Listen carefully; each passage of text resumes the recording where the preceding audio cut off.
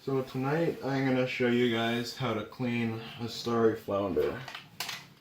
And I would imagine that the same technique would apply to pretty much any kind of flatfish, including halibut, I think. It's been a while since I filleted a halibut, so I don't remember, but it's probably the same. This guy's a good 22 inches there. Pretty nice fish. I weighed him earlier and he was 3 pounds. So I'm going to start by cutting along this lateral line here, and you want to, the way this is going to work is there's 4 quadrants of the fish that we're going to fillet. There's this section here on this side of the lateral line on top. There's this section over here, and then there's the same on the back of the fish. So we'll start by cutting along just on this side of the lateral line, because there's a spine, a bone that runs along there. So you want to be just on this side of it. Go in there with a little serrated knife, cut right through his skin, right along this side of the bone, down, and I end my fillets right about there. Just make a little marked end there, and then you got a good handle on the tail if you need one.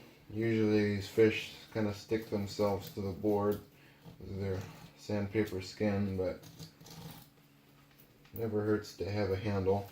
And so once you make this cut all the way down, don't go through the ribs, but just go to the ribs, through all the meat, right along the lateral line just on this side of the bone. You want to start working your way up to about here, along the skull, and then over to its fin. I think that would be its dorsal fin. There you go. Got that cut made. And then you'll want to make your next cut is going to be along the dorsal fin. Just along the top of it, staying close up to the ribs. And it really helps to have a serrated knife for this one.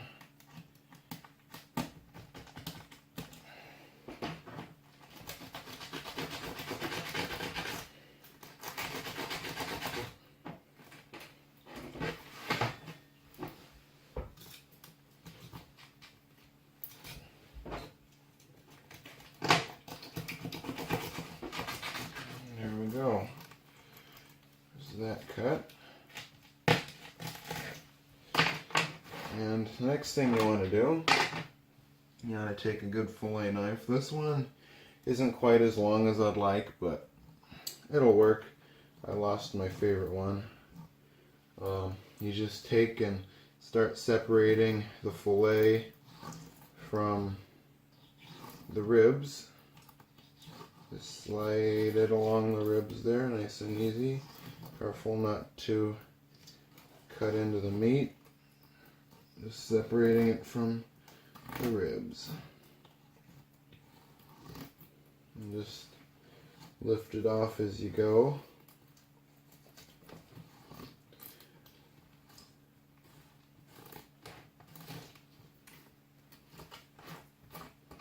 And you'll get to that second cut we made, and you should just lift away there.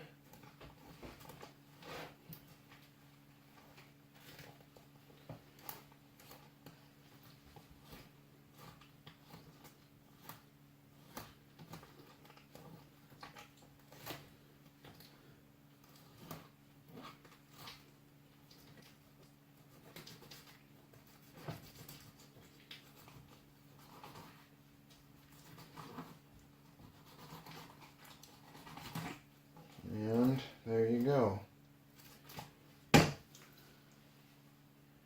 Nice fillet. And for trimming, there's this, I don't know what that is, but some kind of creepy looking fleshy thing there. But I always just go ahead and cut off, separate from the meat, and if you got any chunks of rib, which unfortunately I did, you can just go ahead and nip those off.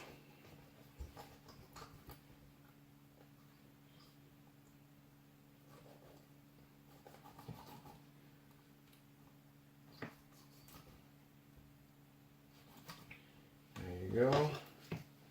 And next step is going to be skinning, and skinning is really easy. It's a lot easier than the filleting. All you do is you take your knife down, just move back and forth once to get down to the skin, and then turn it sideways and work it back and forth. Get yourself, leave a little bit for a handle here, and get a good grip on it, and just start working it back and forth between the skin and the meat.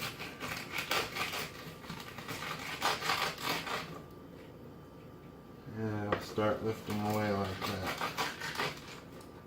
You want to go close enough to the skin so that you don't cut the meat, but you want to go far enough away from the skin so you don't get a bunch of this green and white gunk on there. So just gotta work on that. Find your balance.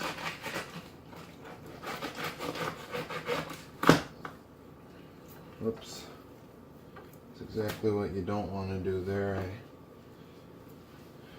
cut through the skin. My other knife isn't as sharp. I'm not used to it. So when that happens, I'll start from this end, do it again, make myself a little handle, and there it is. Skinless, boneless fillet. Now we got 3 more to do.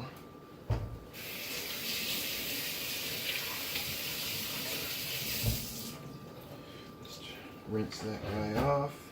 I always dry off my fillets after I rinse them. Helps protect from freezer burn in the freezer. Also vacuum packing helps a lot, which I also do, but drying them off helps a lot with that. Move your skin out of the way. And on this side it's a little bit different because you've got a gut pouch here. But you gotta kind of feel for it and feel for the rim where it's soft with all the guts over here, and then it gets firm right over here. So you just take your knife, slit right along that edge. It's kind of a semicircle right there, and you can see the guts and where they meet the meat. And usually this meat here is, there's a little bit there, but, and if you really want to, can take that little piece, but I don't think it's hardly worth it. Most of that's ribs, so generally I leave that alone. Now you want to go on the opposite side of the spine here again. Make that little cut. Go along the anal fin.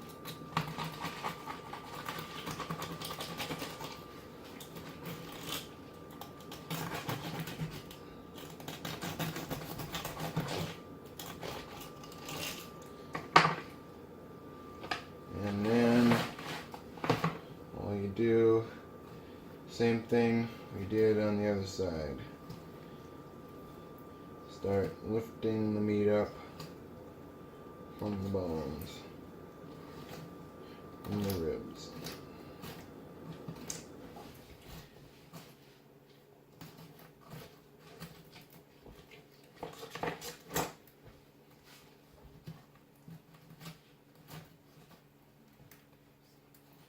And on this side, another difference going on lower side of the fish, right hand side of the fish, is this little, I don't know what it is, but you've got that same kind of fleshy stuff you had on the other side, and then you've got this red sack, and I don't know what that is. I don't want to deal with it. I just cut it off. You can see kind of a seam between the sack and the fillet meat, and you just go along that. Take the serrated knife, get through the skin, and go ahead and take that off of there. I don't mess with that. I don't know what it is. And I think this time I'll use this knife here to skin it, not as sharp. So hopefully it won't cut through the skin. Just separate the meat, which is what we want.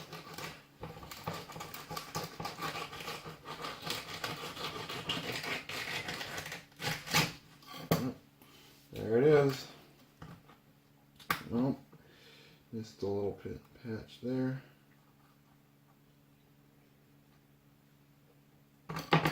There we go. Fillet number 2.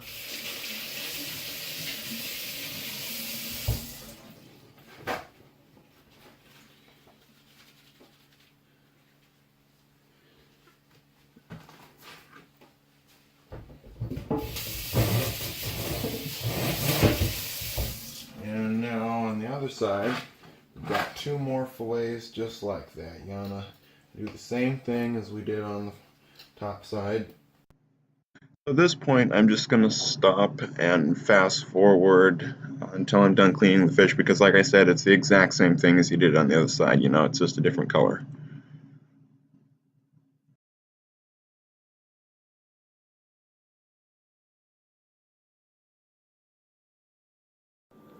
Okay, well, there you go.